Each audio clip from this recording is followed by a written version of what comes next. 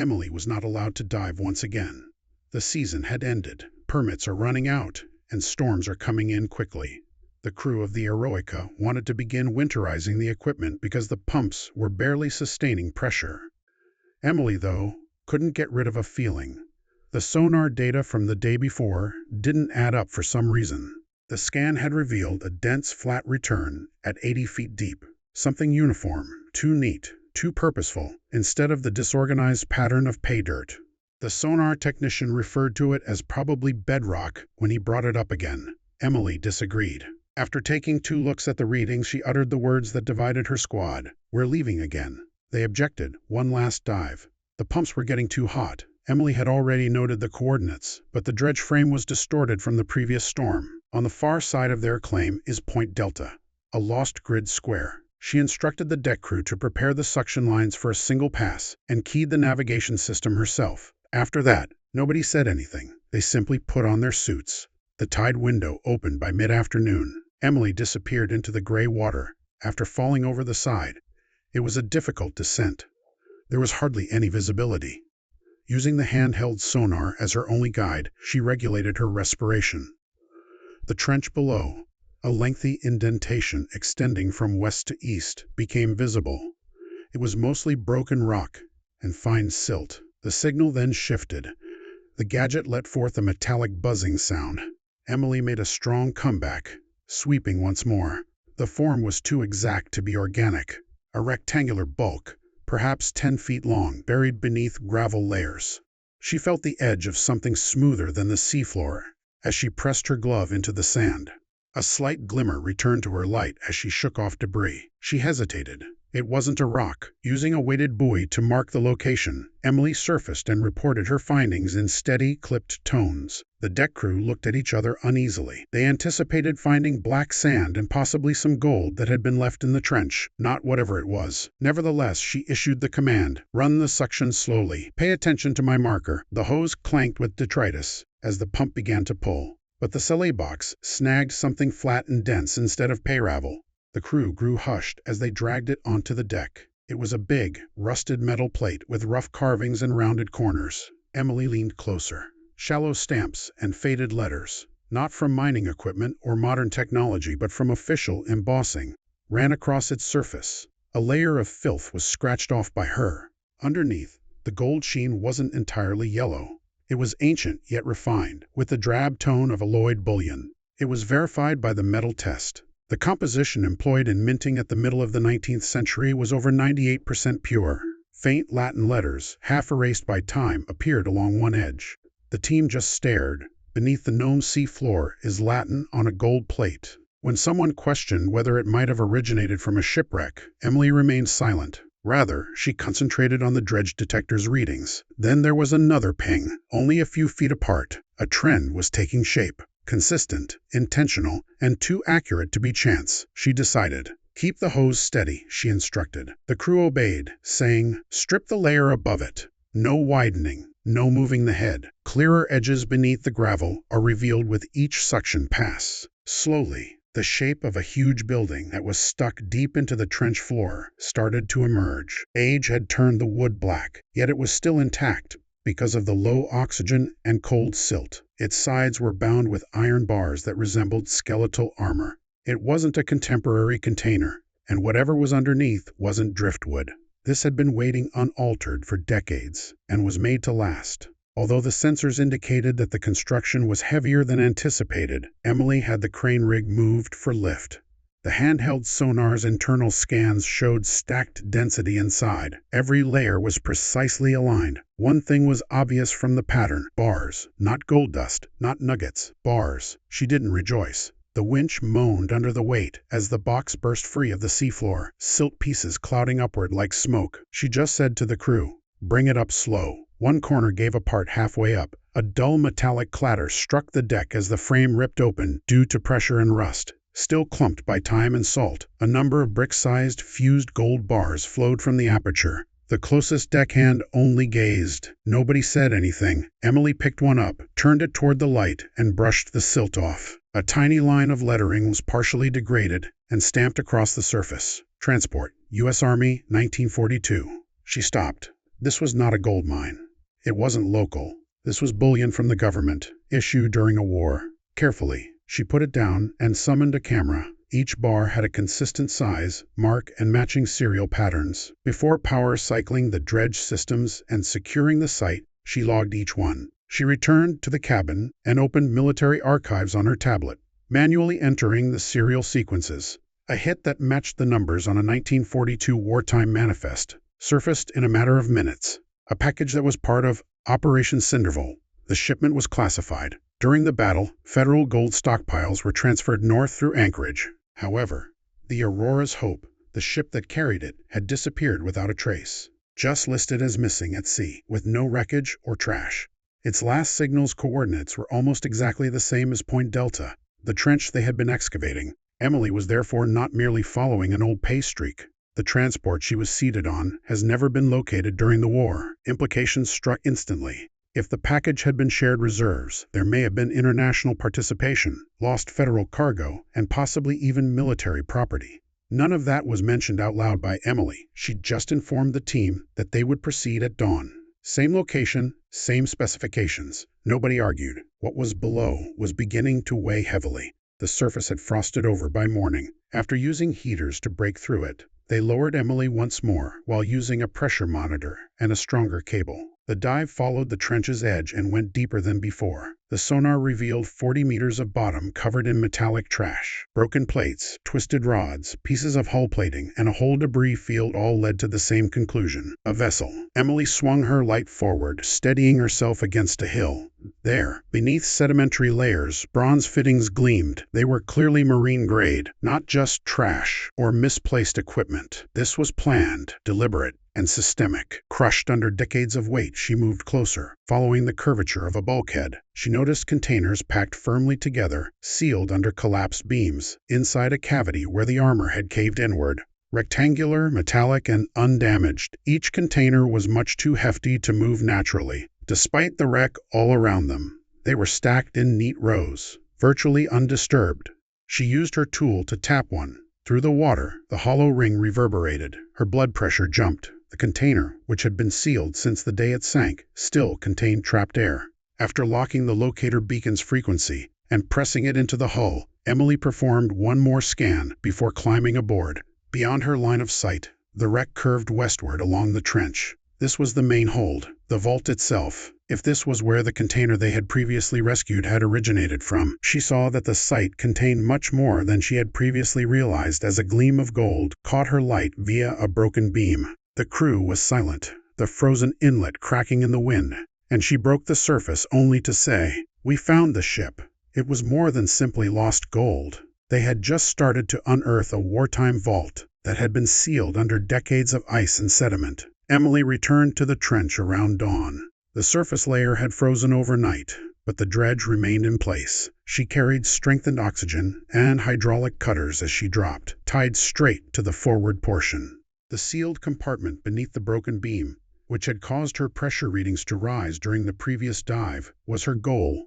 As she pressed the cutter to the rusted metal, visibility was almost non-existent. A stream of silt and debris flew upward with the initial burst of bubbles, indicating that the vault's next layer was finally giving way. The steel buckled more quickly than anticipated.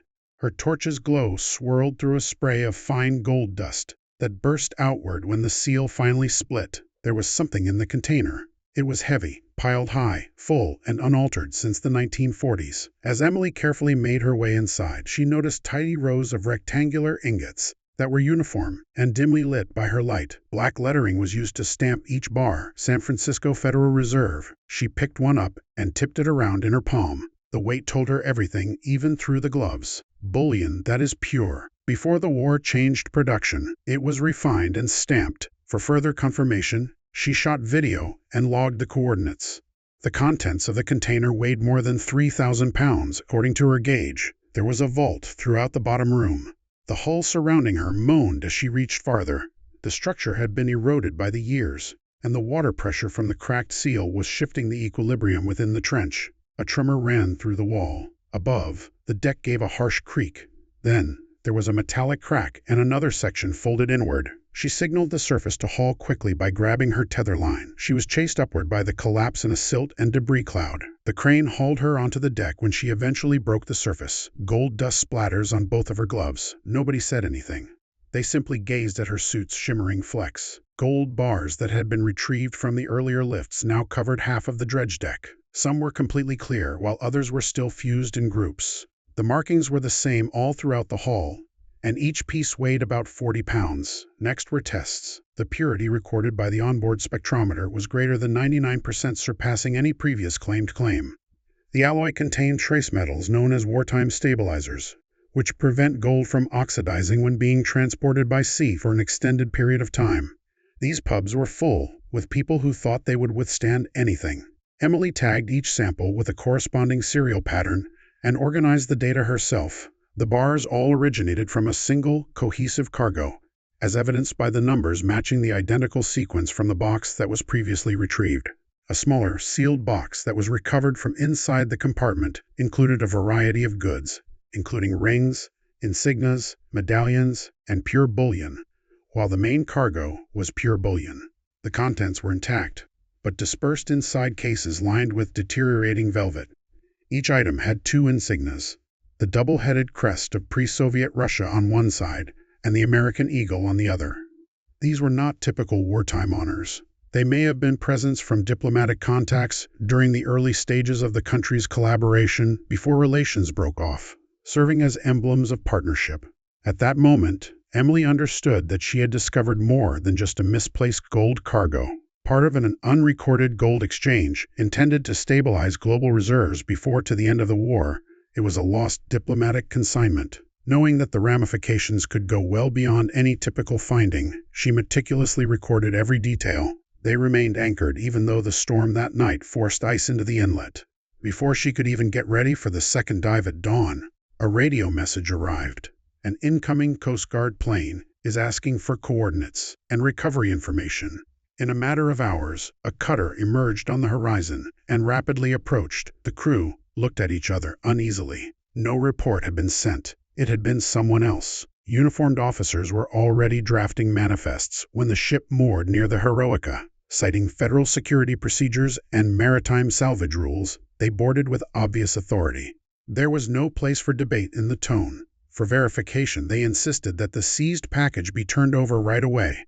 Emily gave them her logs, but they were more interested in the gold. The deck was covered with rows and rows of ingots. After sealing each item in its designated container, they took pictures of the serials and compared them to an object that was hidden from the team. Next came a helicopter with two guys without Coast Guard insignia, dressed in normal clothing. They instructed the team to box the gold under restricted classification after having a brief conversation with the commanding officer. The entire hull, bars, antiquities, and even sediment samples were put into the ship and taken out in a matter of hours. Emily was informed that the case was being handled for national security purposes and would be evaluated in Washington when she requested documentation. On deck, interviews were conducted with each member of the Heroica individually. They were instructed to keep quiet while the legal process determined their ownership status and salvage rights. Data from the dredge's black box was seized, and equipment logs were duplicated.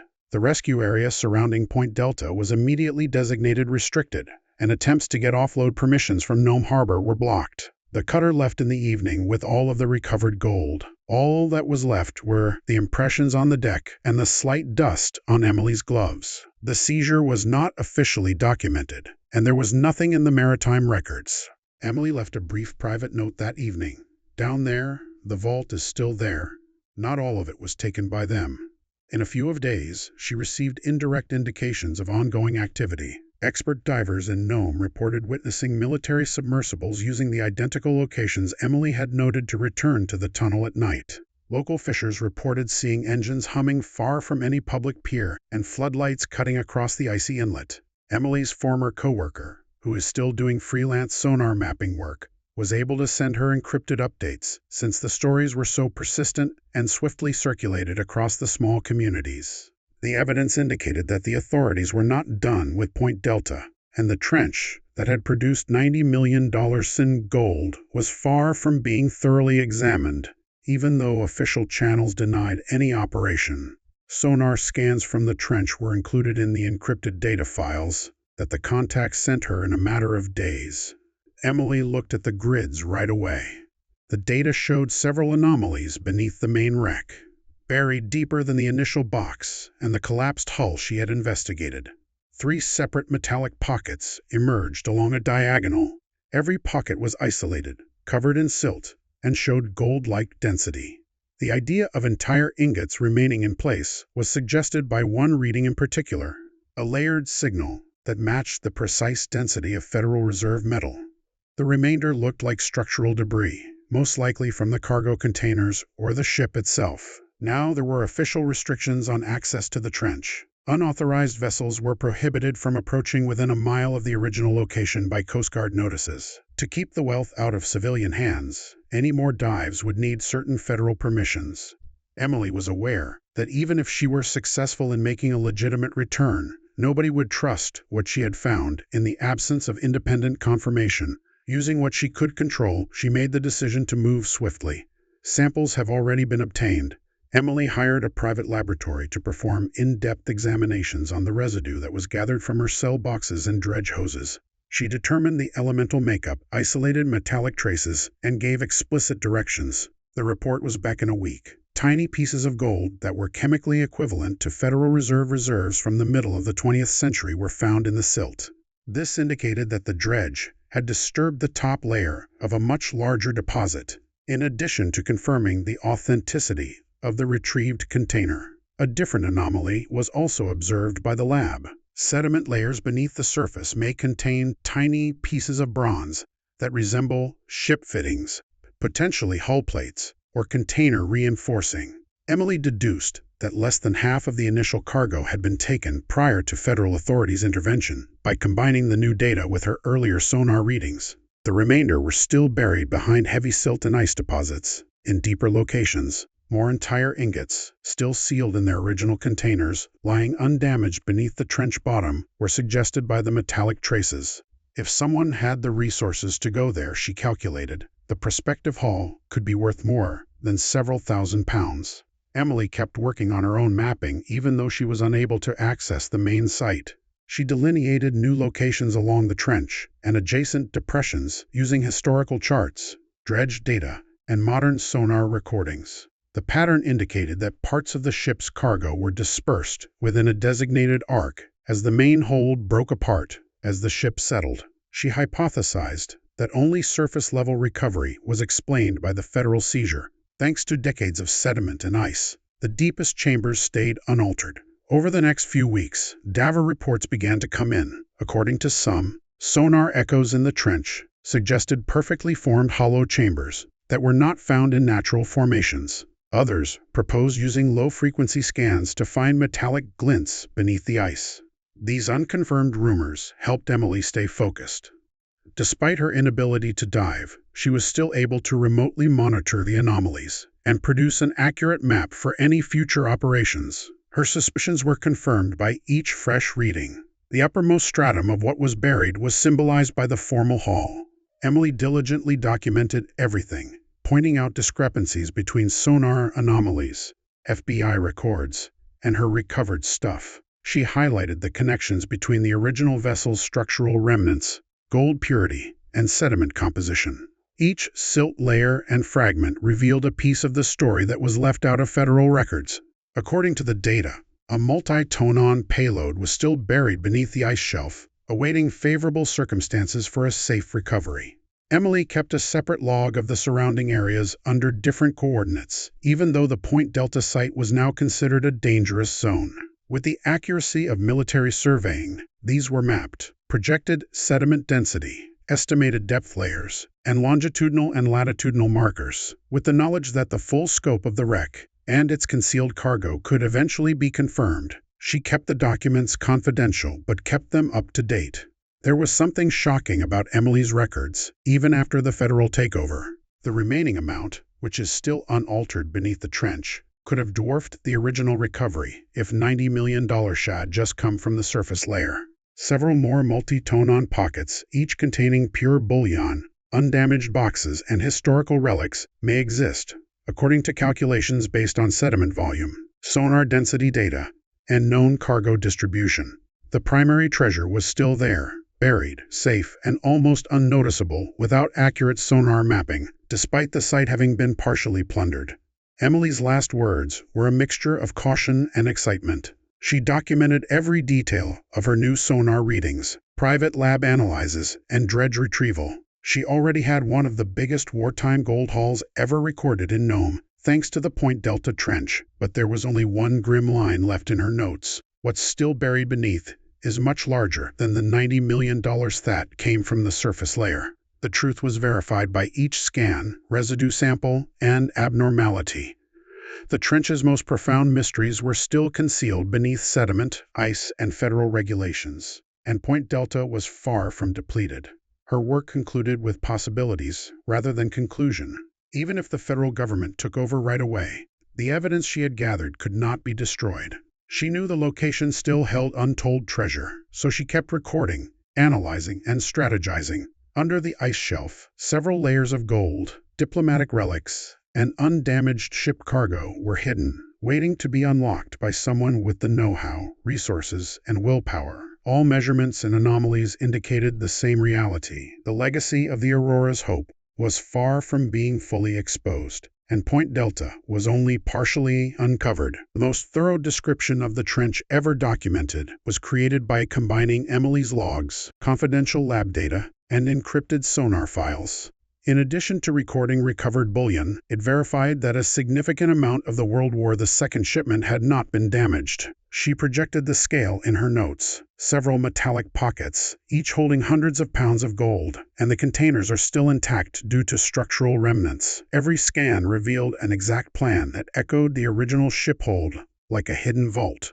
The connotation was obvious. The hidden majority could exceed the $90 million that was brought to the surface by many times. Beneath dirt and ice, a treasure remains untouched. Emily emphasized that Point Delta was far from exhausted by concluding her final entry with a precise map reference indicating 3 unconfirmed but likely gold pockets, restricted and frozen. The trench held more than the initial recovery indicated. Her extensive, yet private records demonstrated that the wreck's main chambers, which held the riches and a story that had been concealed for more than 80 years, were still intact even under federal hands. E.S.